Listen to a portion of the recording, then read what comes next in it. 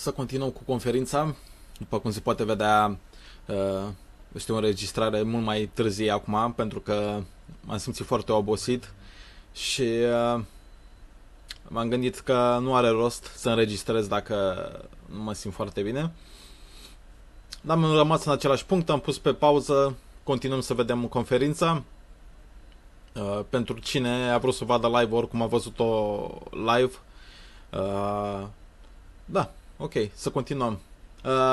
O mică notificare, după cum am zis, eram sigur că o să primesc un copyright. Am primit mai multe. Ele nu mai afectează așa de mult, ci doar nu pot să monetizez filmulețe respective, ceea ce e ok, nu e nicio problemă. Dar unul singur are un claim, precum că nu pot posta filmulețul, fiindcă așa vor ei, din cauza la o melodie. Așa că e posibil în următoarele filmulețe să mai dau pe mut filmulețul de la transmisie. Eu știu, dacă e o melodie ceva mai bizară, să zicem așa, mai comercială. Ok, haideți să nu mai lărgim și să nu mai lălăim și să continuăm conferința. Welcome back to IGN Live at E3. We'll have the Microsoft press conference in just a bit. But first, it's time for some hardcore survival action. Fortnite is the game, and here with exclusive new gameplay is Darren and Zach from the Fortnite team. Hello. Hey, how's it going? Thanks for having us on. And James Duggan, of course. Hey, my what's buddy up? here from IGN. I'm here too. James. Fortnite is real. It's happening. You have a release date. It's next month. That's right. You can't hide from it anymore. It's been years, right? Well, it's been a while, so we're excited. We're really happy that finally we're going to be able to go out wide. It's going to be on PC, Mac, PlayStation 4, and Xbox One. It's pretty awesome. The most amount of people that want to play, they can finally all come in and play. So we've seen a lot of different iterations of it over the years, and I've had a chance to play in the closed beta a bit. Yep. But the first thing I want to talk about is heroes, which are the characters you play as, the playable characters, and they're not specific heroes in the sense of Overwatch, but they do have different abilities. So can you talk us through the structure there? Are there classes of these heroes? How does that work? Yeah, we basically use a hero card system, and all those cards are derived from 4 classes. We have the soldier class, which is your run and gun. Like, I've got grenades. I can whip out a giant chain gun in a pinch. Then we have our outlander, which is our scavenging hero. He's really awesome at harvesting, gathering loot. So all those people are there looking for loot. He can see loot through walls. And really, that's what he's about. So if you want stuff, that guy's going to help you get it.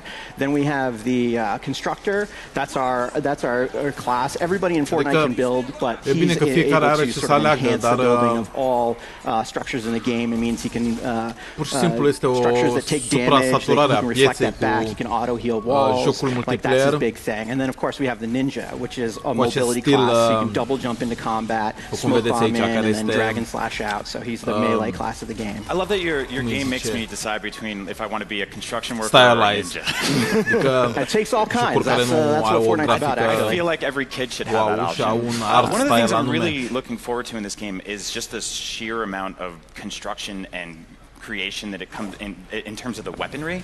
Like, it seems infinite. I know that's a weird word to just throw around, but what's sort of the craziest weapon that you guys have seen get kicked around the office? Oh, man, I don't know about kicked around the office because we've had some crazy weapons. But let's see what's in the game right now. Well, I was gonna mention in the office we literally have a stop sign axe, which is straight out of the game that we threatened each other with.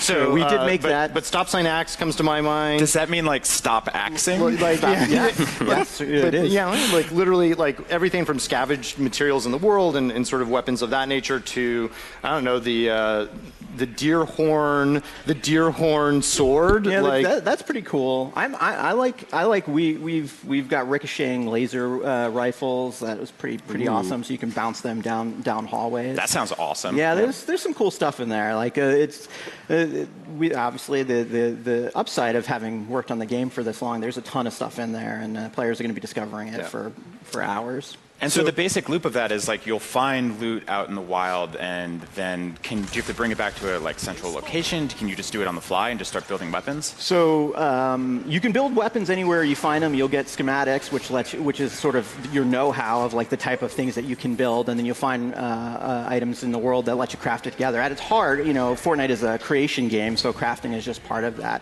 And then building forts is all really dependent on the mission type. So the building is a tool like everything else. Your classes are a tool, your weapons are tools. We just give all these tools to the players, and then we let them solve the mission problems however they want in a cooperative way. Tell me about what's going on screen right this moment. Well, right now, our heroes are headed towards their objective, which is Ray's told them that there's a shelter that needs to be repaired, and so they're coming up on it right now. So our constructor is taking a look, and she's going to go in and she's going to start the repair cycle, which is then going to essentially start the encounter. And so they're going to get a timer now to be able to defend the shelter.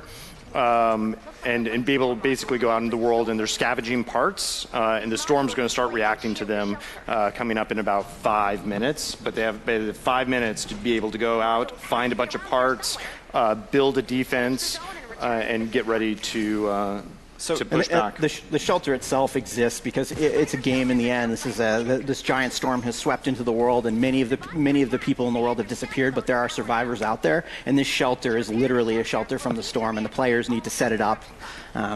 So talking about mission structure, what we see here is similar to what I've played. And I think coming into this game, I guess my initial impression, it was going to be very, very open-ended in terms of the mission structure, but at least from what I've played from the first few missions, there's definitely a linear nature to it. Do you think that opens up towards the end of the game, and you start getting, once the players have really figured out the dynamics of the core gameplay, you can kind of let them go crazy and build this super fort? How does that work? Yeah, so one of the things is that we have a mission structure, so players in a cooperative game, they kind of all know what to do together. One of the weird parts is if you have true possibility space and it's cooperative, everyone doesn't know what to do and they sort of run off. And that was sort of the early days. So we created the mission structure so then people can have a cooperative experience. But one of the cool parts we added not too long ago is that everybody has a space called their sort of home base. And they bring resources back, and it's at that space you can build an infinitely, well, within reason of our performance size fort, and then that's really where that you can express your creativity and make giant fortresses. So it's a hybrid between it. Just depends on what you're in for that. If you want to roll out and do a 20-minute mission with your buddies, you can do that. You just want to noodle around and build up your outpost, you can do that too. Do you find like a lot of players are just immediately start to build the tallest fort they can make to see if they can touch the sky? It depends. So we have something called Stairway to Heaven, right? Mm-hmm. Which is how long does it take a player to decide how tall can they build? It varies. Like we've done a lot of tests. We've watched a lot of things. Some players do that within their first maybe 4 or 5 missions. Some players never do it, and it's really interesting to watch. It's building with a purpose. As soon as you give a player a reason to build, they build very thoughtfully towards that. And so Păi normal, prima dată fiecare player va încerca să exploateze jocul, încercând să construiască cât mai sus help these guys find sort of the hidden construction bots that are then going to go back and help repair our fort. And then the constructor here is setting up the defense. And are you able to sort of unlock different textures and stuff here? Because here we've got this sort of like Spanish tile going down on the floor, and then there was cinder blocks back there, and then we've got this weird, Art Nouveau museum on the side over here. It's great. Yeah, there's 3 materials in the game to build with, and each one of those materials then has 3 upgrade levels. So what we're putting up here is metal. There's also stone and wood, and then as they upgrade, they get different material classes. So you can see some of the wood arches here that they've put up to help protect against lobbers that are going to be able dropping stuff from the sky. As far as anything beyond that, I'll tell you what I tell our players, which is put it into our feedback. There's a nice feedback menu. You click it, you type in whatever you want in there for whatever we're going to do next. So this seems like a perfect time to talk about the enemies as they're coming down with this storm. Yep. We see some larger guys here. There's some smaller guys, and you guys kind of have fun with it. There's a tongue-in-cheek nature to the enemy types. Like there's a guy who throws a baseball at you. Yep. Who's presumably a pitcher for a professional baseball team and is now a zombie wearing his face as a hoodie. Yep. But talk me through the enemy types. Do we start seeing much larger enemies later in the game? We do. So in this case, we haven't spawned any of our truly big monsters. These are from sort of the husk variants, and husks represent sort of the basic creature type. They come in hordes. You have to deal with them en masse. Then we have the huskies, which are bigger. They're more bullet sponges. They're there to be at the forefront. Then we've got dwarf husks. They're fast little husks that come in at you in packs. Then we have propane tank husks. They carry propane tanks. Assume they sound like Hank Hill. Yeah.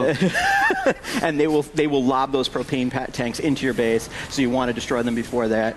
Then of course we have our artillery units, these bombs, the lobbers. They fling skulls into the fortresses, and then we graduate up into big creatures like the Smasher. Does what he says. He's a big siege tank.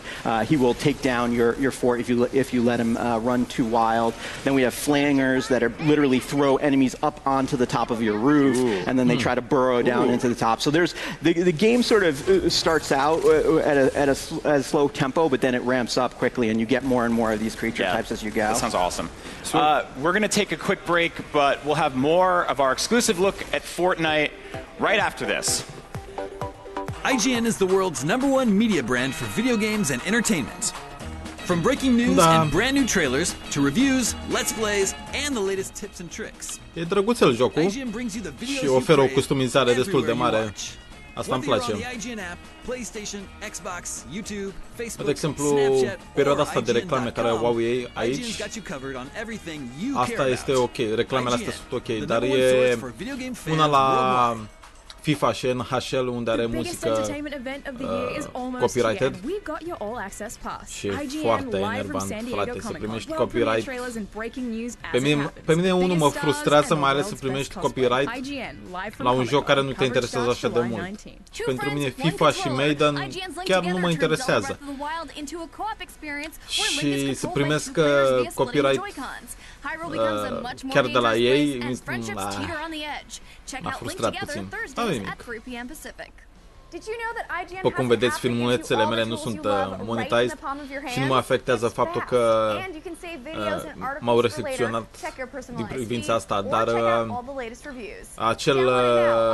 acea restricție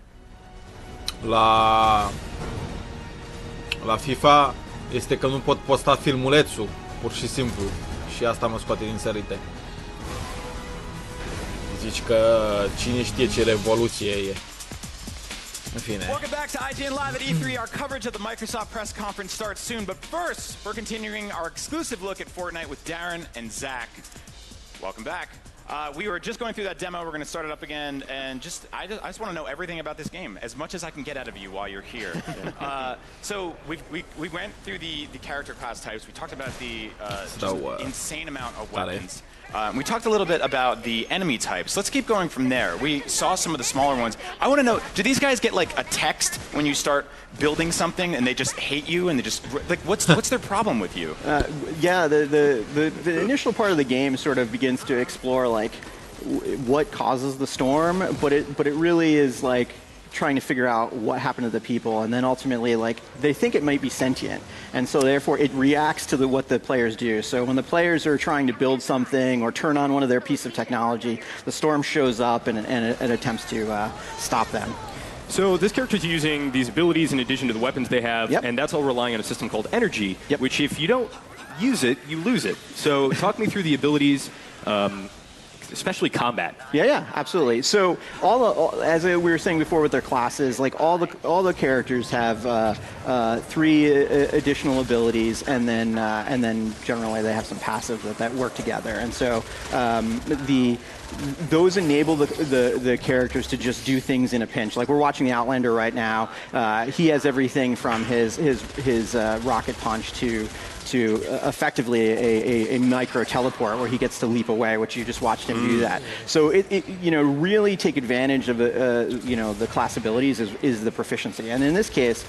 We're seeing, I'm going to pivot a little bit and say you're seeing some of the gadgets that are available to the players as well. That was awesome. They just dropped an airstrike to clear out some of those creatures, and prior to that, the Outlander was healing himself with his adrenaline rush. And so you basically get to mix and match your gadgets with the class abilities. In this case, the constructor, I don't know if she's going to deploy one of her gadgets, but she has something called the base, and when she drops the base, and it's a little bit to the right of that footage, it enhances all the worlds around it, so allows the player to say, like, nope, the storm is now coming in for the west. I'm going to drop this base, and I'm going to enhance all the